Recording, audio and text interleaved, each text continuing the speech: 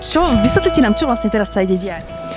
No, my ideme ľuďom povedať tú úžasnú správu, že je tu niečo viac a budeme sa snažiť im povedať evanjelium a tým možno zmeniť ich životy, ak to budú chcieť. Jaké sú vaše pocity teraz momentálne? Skúste to popísať. Čo sa vo vnútri odohráva teraz? Také trochu nedočkavé pocity, keď už budeme na mieste a také trošku potešenie aj a taká chuť ísť do toho. Také, neviem, má aj trošku strach, ale uvidíme. Čiže čo je pocity základné? Tak u mňa vlastne sú pocity odvahy, lebo neviem, Boh je nado mnou, vieš. Áno, nebojíme sa. Robiť ťažké veci? Áno, robíme. Toto je to? Ale v podstate toto je ľahká vec v skutočnosti, lebo to má Boh všetko pre nás pripravené. To ťažké je akurát urobiť ten krok. Ten prvý krok, keď človek urobí a už ho potom Pán, už ho vedie, už to je vyšlapané všetko, len taký krok dôvery treba. Tak ideme do toho. Kam idete? Do Trenčína. A čo tam idete robiť? Ideme do Trenčína, nič, ale čo ideme robiť vo vlaku? A čo budete robiť vo vlaku? Ideme evangelizovať. Čo to znamená? Čo to znamená? Znamená to hovoriť ľuďom o spáse, o Ježišovi a o tom, že má pre nich cestu. Ja sa úplne teším, som nadšená, že ideme na takú vec, takže ja sa cítim úplne slobodná a taká, že paráda. Možno trošku strach, ale tak radosť tiež istá. Však je to radostná zväzť a najlepšia správa môjho života. Takže sa teším na to veľmi.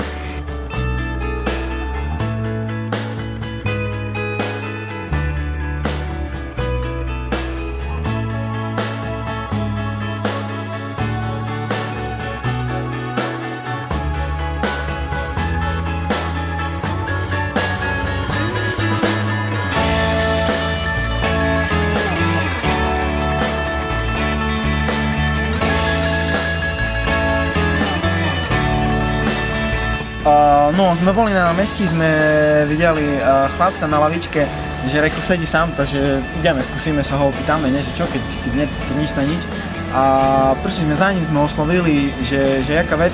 A on taký celkom bol pozorný, aj ho zaujímalo, že čo hovoríme. Ale čo si bol, že čo je jaká vec? No to čo je jaká vec? Ježiš prichádza, ale čo? Bude na rovinu, že povedal, že nejaký pán Boh, že čo si myslí o náboženstve, že či je katolík evanjelium. Najprv sme sa ho spýtali, hej, jasne, že čo si o tom myslí a on taký bol, že nesúhlasí so všetkým a že je z katolíckej rodiny, ale že sa mu veľa vecí nepáči a v podstate sa o to ani tak extra nezaujíma.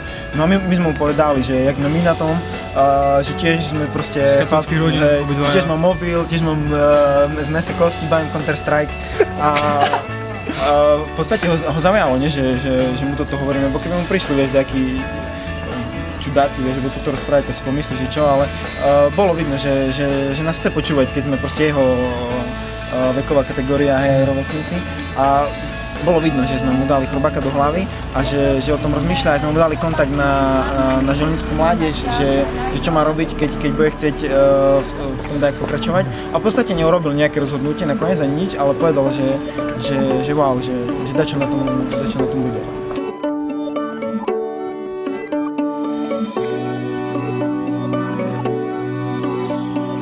Niektorí ľudia nemali čas, tak to sme nechali tak, ale potom vlastne stretli sme aj ľudí, no vlastne jedna žena bola veriaca, potom ďalší bol ateista, ale snažili sme sa ako všetkým povedať, potom sme sa spýtali na Bibliu, ale väčšina ľudí prosto povedala, že sú veriaci vlastne, ale že nejak viac nehľadajú Boha, vlastne iba chodia do kostola a nič viac.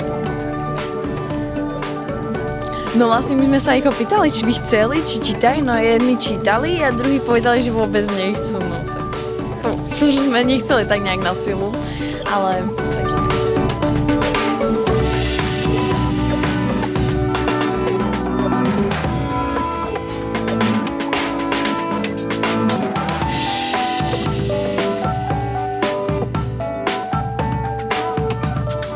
Oj, nás by strašne zaujímalo, že jak to dopadlo, čo sa dialo, skús to tak nejak popísať.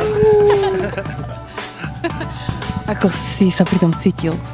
Strašne nesvojo. Ja, to bolo poprvýkrát asi, čo som niečo také robil a ešte s Joshom, keď som mu prekladal. Fakt. Dúfam, že to bude dobre. Táto pani bola veriaca s tým, že bola katolička, ale kvôli rozdielom v cirkvách, tak proste nechodí do kostola, verí, vie, čo to je viera, ale tak sme ju aspoň uistili o tom, že fakt skrze Ježiša Krista, že vie dojsť spasenia.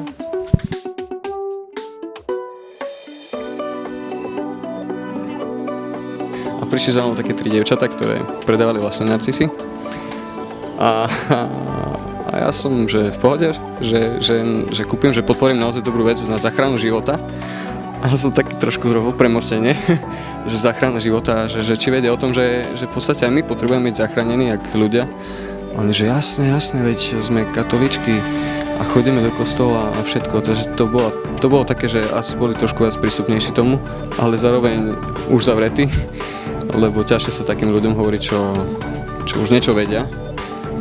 Som sa ich pýtal, či chcú počuť evanjelium, alebo či by som im teda mohol to povedať. Tak boli úplne otvorené tomu, že chcú počuť, ale im bolo čudné, keď som im hovoril, že mám istotu spasenia, že mám istotu toho, že idem do neba a že, no do neba, ukázal som hore, že do neba a že fakt sa nemusím už báť ničoho, že im bolo dosť čudné. A my snažili sa mi vyhovoriť, že to potrebuješ dobrými skutkami spraviť a preto aj roznášame narcisy. Ale ja im hovorím, áno, dobre to je, ale Ježiš Kristus je ten, ktorý nás dostane do neba.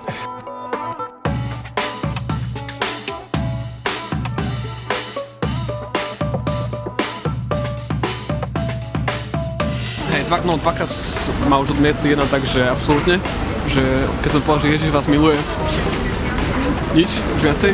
Jeden bol taký, že nemá čas absolútne, no a tá teta bol taký, že tretí pokus v úvozovkách. A no, takže bol tam duchovný rozhovor, bolo tam aj evanjelium, ktoré neskončilo tým, že sme sa modlili, ale verím, že aspoň teta bude nad tým premýšľať.